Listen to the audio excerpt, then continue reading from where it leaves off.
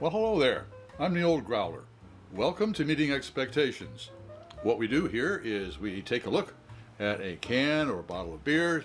Sometimes a spirit, a wine will drop by. We're all friends in fermentation. We read everything that's on the label. We check out the artwork. We see what they're trying to sell us. We crack it open and see if it meets expectations.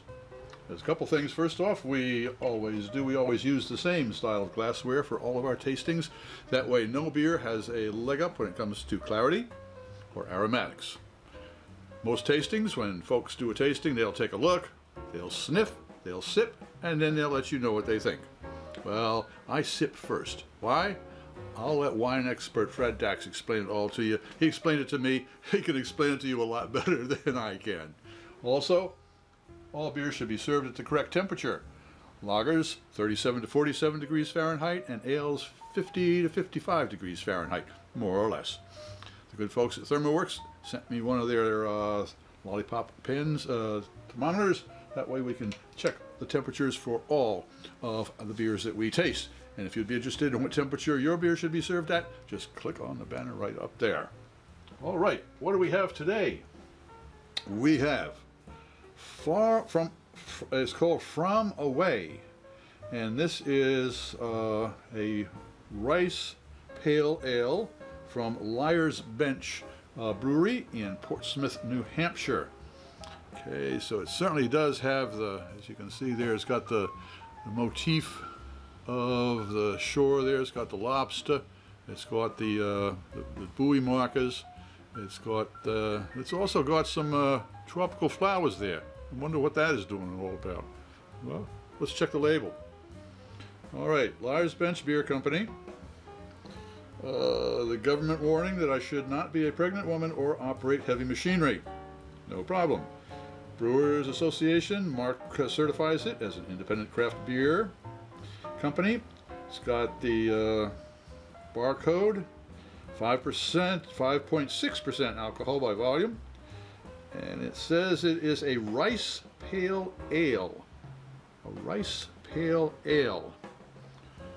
Well, if it was a rice lager, it'd be a Budweiser, but or an Anheuser-Busch product, please. An InBev product.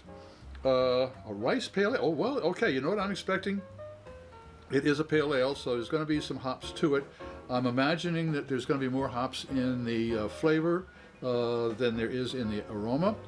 And since it is a rice pale ale, this is going to be a wicked light-bodied and also a very pale ale. So let's crack it open and see if we have a very light-bodied pale ale with a little bit of hops in the flavor and not much in the aromatics.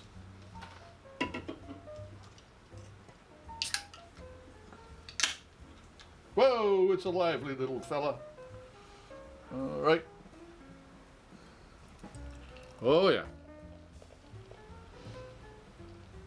That's about as clear as you can get, about as bright as you can get. It's got the effervescence, it's got the head, that's for sure. So we've got us a rice pale ale, 50 to 55 degrees Fahrenheit. And we're coming in at 51 degrees Fahrenheit, so we are at the lower level. But we should have all of the flavors and aromatics there. All right.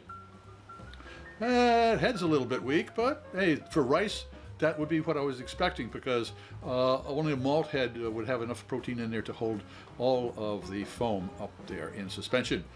All right, well, it certainly looks like a pale ale. Let's see if it tastes like one. Cheers.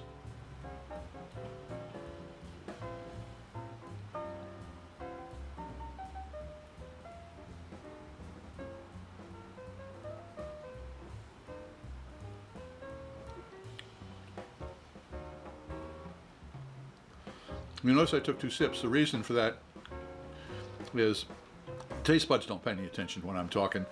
So they're just hanging out, and all of a sudden they get hit with this chill, and they don't know what's going on, so they need another one. That's to wake them up. Okay, now they're awake. Let's see what the olfactory friends have to say.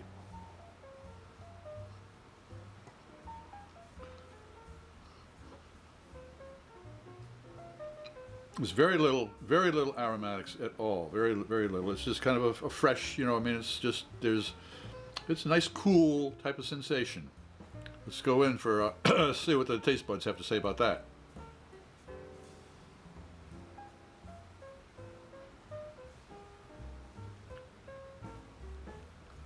It's light.